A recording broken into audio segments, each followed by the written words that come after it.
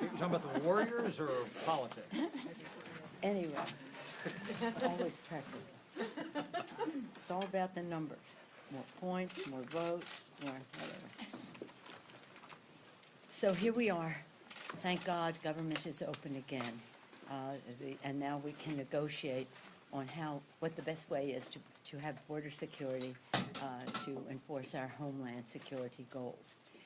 This is so important, and I hope that any shutdown will be taken off the table as a reasonable approach to governance. It had terrible impacts, as you know, in the lives of the families affected by our federal employees who are not receiving their paychecks in a timely fashion, by their communities where, since the paychecks were not coming, the community suffered as well in its own individual economies. It had an impact on our national economy as well in terms of the GDP, harming GDP growth. It's harmful to our veterans, many of whom, a third of the federal employees, about 31% or a third of our federal employees are veterans. And for veterans, if many of them have their jobs because they have security clearance, and security clearance is affected by your credit rating, and your credit rating is affected by your ability to pay your bills on time. So there was such a negative impact, and hopefully we can do something to help our contractors because they are not getting paid under the present formulation of things, and there's some initiatives coming forward to help those, especially our low-paid contractors. So we know what the consequences of a shutdown are, and so yesterday we had two bills on the floor. One of them to say that a shutdown is wrong, and 163 Republicans voted no to a resolution that said shutdowns are wrong. 163 voted. Only 21 voted yes on that. And then there was a federal employee pay raise to make the federal pay consistent with federal pay for the military, and only 29 voted yes on that. 161 voted no. 163 shutdowns are wrong. 161, the federal employees should be paid in a fair way with their increase involved there. So that was much unfortunate. So what is fortunate is that we have a conference committee that is working in, I think, good spirit. The opening statements yesterday, I think, were promising. House and Senate, Democrats and Republicans. Again, as an appropriator, I take pride in the ability of the appropriations members to reach consensus left to their own devices without any other interference. I look to them for guidance. They know their brief. They know the dollar amounts. They know the impact of investments, and all of them. Many of them have experience in all of this. I was very proud of our conferees, including one relatively new member, Mr. Aguilar, because he's the vice chair of the Appropriations Committee in the House, and he is therefore one of the fewer than 5 terms members. So we had every aspect of our caucus represented there. The border security, those members, our 6 conferees, came forth with a public statement about border security, and they put forth what they saw as the best way, the most cost-effective way to have border security. They talked about 1,000 new customs officers, new imaging technology, and critical repairs at the land ports of entry. As you know, 90% of whatever comes into our country comes in the southern border comes through the ports of entry, whether it's asylum seekers or whether it is our drugs and the rest of that. So having more funding to repair and expand the ports of entry is very important. The technology that goes with that, non-intrusive scanning, that cars and trucks and all can go right through without stopping, and the rest with improved technology, very important, and then new equipment at mail processing facilities to interdict fentanyl and other opioids shipped through international mail. That's a big issue for us, and cutting-edge technology, not only at the ports of entry, but other places on the border.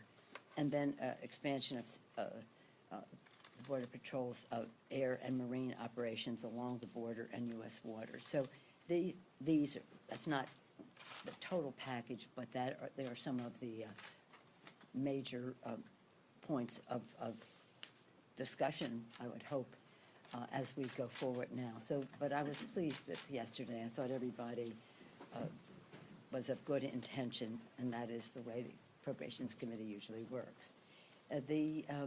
As this all goes on, we have been, since the election, preparing our For the People agenda, lowering health care costs by lowering the cost of prescription drugs and ensuring that pre-existing condition benefit continues, lowering health care costs, increasing the paychecks by building the infrastructure of America in the green way from sea to shining sea, and H.R. 1, which is moving along, our integrity in government, to increase the voices of the American people, and so that they know that the people's agenda will happen and not the special interest agenda. So that Paycheck Fairness had one of the hearings yesterday. Yesterday, we also had yesterday was this week we observed the 10th anniversary of President Obama signing the Paycheck, Lilly Ledbetter Act. It was one of the first bills we sent as a Democratic Congress to our newly inaugurated Democratic President of the United States. And his first bill to sign was Lilly Ledbetter, which opened the door to more fairness in the workplace. But it wasn't paycheck fairness completely. So yesterday, on that anniversary, once again, Rosa DeLauro, and she's been introducing it, I think, every Congress for as long as I can remember. We did pass it a number of times when we had the majority, but we couldn't get the 60 votes in the Senate, so it never was taken up there. Now Patty Murray is a co-sponsor of the lead sponsor in the Senate on that, and that is equal pay for equal work. Yesterday was the 10th anniversary, as I've said now 3 times.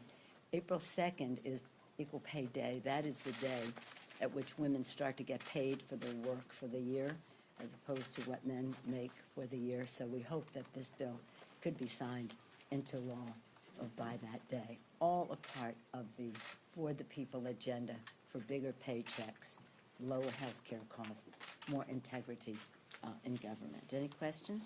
Yes. Yes, ma'am. We Over got the blue sign today. How about this? Blue. We match, so. Pink blue. During the government shutdown, we heard from President Trump and his offering to provide 3 years of protection for DACA recipients. I'm wondering if in these current negotiations, if the fate of Dreamers is being discussed, or, are Dreamers getting lost in all of this? First of all, let me clarify what the president did. He did not, what he did, the Dreamers, DACA, because that's a narrower universe. The Dreamers are twice the number of the DACA recipients. So, but in his comments, he said he wanted to protect the DACA. What he did was, he took away the protections DACA had.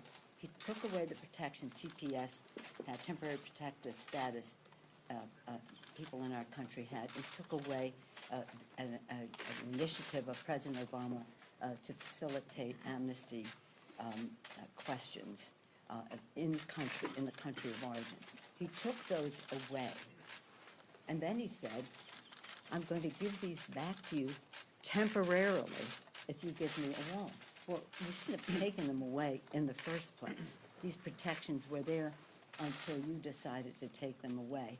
And so now you're going to come back and say, I'll give them back to you for 3 years. That is not a protection. Protection is something that has certainty to it. So it was really disappointing.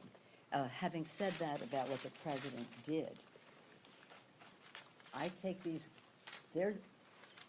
are protections that exist. I'll take them away. I'll give them to you temporarily. You give me a wall permanently, a non-starter. And then in terms of this negotiation, well, it's up to the conferees to negotiate, but the point is, what is the best way to protect our border? And you've heard some of the ideas that are there, many of which the President talked about in that speech as well. We recognize, as I said, 90% of what we're concerned about, whether it's drugs or whatever, comes through the ports of entry. Let's make them stronger with roads to go with it so that we can facilitate commerce and tourism and immigration, and first and foremost, security. Madam Yes, sir. Speaker. You said that earlier, just a minute ago, you said that the committee should be left to a consensus of its own devices. Yes. Whatever the product is, are you committed to allowing a floor vote? Whatever conference agreement that they have, are you committed to bringing that to the floor vote? Well, if they come out with a bipartisan consensus, of course. Even if it includes border wall money, though? We're not having a negotiation over this right now. They're having a negotiation over it in there. There's not going to be any wall money in the legislation. However, if they have some suggestions about certain localities where technology, some infrastructure, as I said, about the ports of entry, we might need more ports of entry, we might need some roads. That's part of the negotiation. It is not a negotiation for the president, say. What did he say today? Congress is, it doesn't matter what Congress does. I knew that he wanted it all to himself. I mean, oh, really? A president who wants to have Congress be completely irrelevant in how we meet the needs of the American people? No, come on. So let them work their will. I'm an appropriator. See, that's where one of the places I was forged. Intelligence.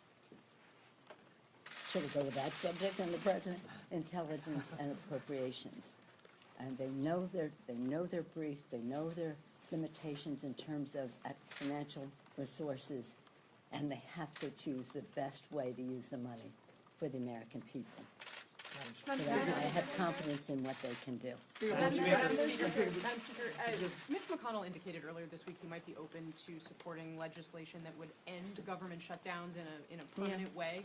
Would you support legislation to effectively outlaw government shutdowns? Well, yeah, but there's so many possibilities on the table that I don't think that should be part of this agreement, because there's not a consensus as to what that would be. If there is a consensus, maybe it could be, but we have to, just so you know, in order to have a bill signed by the president by the 3 weeks, we have to have a signed conference report by next Friday. So we only have this week plus 1 day, with the State of the Union in between, to get this done in order to then bring it to the floor and have it on the president's desk. So to the extent that we can keep it simple, what is this about? This is about border security, homeland security, which is a bigger issue, and it's about the 6 other bills that need to be passed in order to completely open up government, but which are not controversial. And again, I feel confident about the ability of Congress to do the right thing in that, respecting the differences of opinion might be there, but that's what a negotiation is about. So could there be a consensus? I know at least 3 different versions of the story. And you have to have consensus, keep it simple. It is something that can be injected there, but certainly we should not have any more shutdowns. Thank you. You often talk about the diversity of viewpoints in the Democratic caucus and your group. There are pro-life Democrats in your group. Considering the comments from Governor Northam yesterday, how does that make it harder for pro-life Democrats in the party, and does that cause problems at all? I'm sorry, I just don't know what he said yesterday. Speaker I Pelosi, just don't know. Speaker, Yes? something Are you you going to said ask a new question, or is it the same old, same old? on Friday, after the Roger Stone arrest, you put out a statement saying the president's continued actions to undermine the special counsel investigation raise the question, what does Putin have on the president politically, personally, or financially? Do you really believe that the Kremlin has something compromising on this president? I think it's a question, but by the way, I've been asking that question for 2 years, almost as long as you've asked me, is there any money for the wall and the bill? No, I've always said that. Do you have What is evidence to this? suggest What that? is this? Something is wrong with this picture. Yeah. Nancy. You talked about intelligence, and obviously, Yeah. your counterpart in the Senate, Chuck Schumer, sent a letter to Yeah, DNI I yesterday. just learned that, Are yes. you planning to take any further action, given the discrepancies between the president and his intelligence advisors when it comes to global hotspots? Well, I think what the public saw this week was the fact that the president has not paid attention to the intelligence that has been given to him on many of these subjects. I thought it was courageous that the different heads of different aspects of our intelligence community spoke truth to the country and to power. Their opening statements are usually vetted by the White House. So they made their statements, and also they answered the questions. I'll see what our intelligence, I'm very proud of Adam Schiff and the members of the Intelligence Committee as to when they will have that particular presentation made to the House Intelligence Committee in open forum. There may be some closed activity with the Appropriations Committee. I'm not sure about that. But it was stunning. And as I say, as one who's started in the early 90s as an appropriator and one who served as a ranking member, the job that Adam Schiff had until he now became chairman, and then ex officio for all the years I've been leader or speaker of the House, I track this very closely. And one dismaying factor of it all is that the president just doesn't seem to have the attention span or the desire to hear what the intelligence community has been telling him. So for him to make the statement that he did yesterday, that's cause for concern. And what's the practical Madam Speaker. implication of that when it comes to keeping our hemp safe? Well, I think that it's important for the Republicans in Congress to recognize that they have to weigh in with the president to say, you can't act without knowledge. The intelligence community is there to be a protection for the American people. When I started all those years ago, it was about force protection. I've shared this with some of you. It was about force protection. It was about other overarching issues, money laundering and those kinds of things, and how they affected our security. But then, of course, the anti-terrorism initiatives in the 90s emerged, and you know much of what has happened since then. But it is a real protection for us to keep us from having to go into initiate hostilities, or if we do, to make sure that we have the intelligence to protect our men and women in uniform, and also to fight terrorism in its many forms. So for the president to say almost, again, we don't need Congress, and I know more about what's happening in our threats in the world, worldwide threats, than the intelligence community, even though I haven't paid attention when people have described it to me. That's a cause for concern, and I would hope that the Republicans in the Congress would either have an intervention with the president about that, or recognize the problem that it faces to our country and take some congressional action. Madam Speaker, do you agree with Democratic? This is the last one, yes, ma'am. Thank you, Madam Speaker. Do you agree with Democratic Caucus Chair Jeffries when he says enhanced fencing should be on the table in these negotiations? I don't know that, I did not hear his comments, but you know, did you see the presentation yesterday of Henry Cuellar of Texas? He was the only border person, actually, although all of our Californians are a border state, and Texas, he's a border, he represents Laredo and surrounding areas there. And he showed the border. Many places on the border, there are cliffs, there's a river, and there's 600 miles of something. 300 of them are Normandy fences. They go like this. You know what a Normandy fence is? 300 miles of this, so the cars cannot go by. If the president wants to call that a wall, he can call it a wall. He's referencing it, we already have almost 700 miles of wall. So again, is there a place where enhanced fencing Normandy fencing would work. Let them have that discussion, because it's all about two things. Cost-benefit analysis. What's the best way and what do you get for your dollar in order to protect the border? And it's also about, and this will be coming up if he takes some extraordinary action, the opportunity cost of the money. If the money can be used better for technology, then let's see what's the best. And by the way, when some of these fences were built, the technology was not what it is today. So you have to look at technology in a new form. Just as we say that, should we all just get landlines in our home, or should we have smartphones? Well, what should we be doing on the border that, like a landline, versus the technology that our personnel on the border should have? So what they're talking about is more personnel, enhancements of the ports of entry, which require construction. We already had that in the bill we passed last week in terms, it went under the Department of Treasury appropriations bill, because it's GSA, all that stuff. More on the subject than you may want to know. So you let the negotiators see if there's something that could, there are only about 30 miles left, if you saw Mr. Cuellar's presentation, of the 700 that have not been, and a lot of it is let the cars go by. Some of it is about levies and the rest of that. So what do they have to say for that last 30 miles? Thank you all very much. Thank you.